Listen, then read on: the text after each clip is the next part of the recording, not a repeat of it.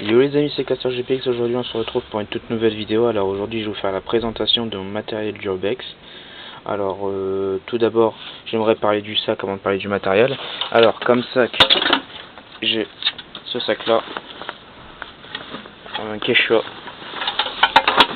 tout confort, avec une mousse renforcée. J'ai des clips sur les côtés, en haut et en bas. Dedans, j'ai une lampe dynamo, une autre lampe dynamo. Alors, en matériel, j'ai tout d'abord des piles, une autre petite lampe torche. Ça c'est du bon marché, j'ai acheté sur, je l'ai acheté, je crois à 2 €. Bon, c'est déjà bien. Ma lampe militaire, ça je la prends, on sait jamais, elle éclaire bien.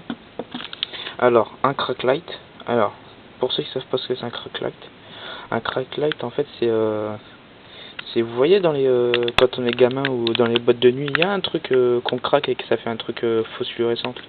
Le truc le truc chimique. Bah ça c'est le, c'en est un, mais c'est mieux quoi. Ça dure 8 jours. Non, 8 heures.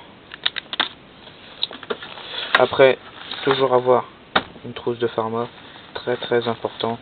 Si vous blessez tout ça, surtout en urbex par exemple, si prenez un bout de verre ou quelque chose, ayez de quoi désinfecter tout de suite pour éviter une infection.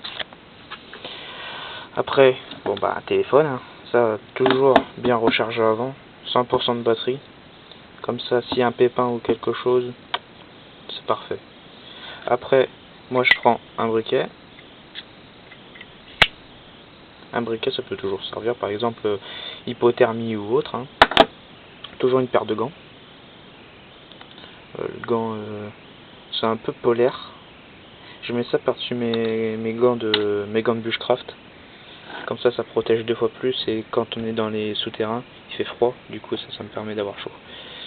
Après, bah, on a mon couteau. Mon couteau, je le prends très rarement dans les urbex, je prends plutôt ma pince multitool, mais je sais pas où elle est. Ma pince multitool, je vous conseille de prendre ça parce qu'en fait, je vous explique. Un couteau, on n'a pas le droit d'avoir ça, c'est hors loi, c'est hors la loi d'avoir un couteau comme ça sur soi. Donc, une pince multitool, c'est bien, il y a le couteau dessus, mais c'est pas considéré comme un couteau, c'est considéré comme un outil, vu que dessus il y a des pinces, il y a un tournevis, tout ça. Donc, c'est parfait. J'espère que cette vidéo vous aura plu. C'était Caster GPX. Ciao ciao.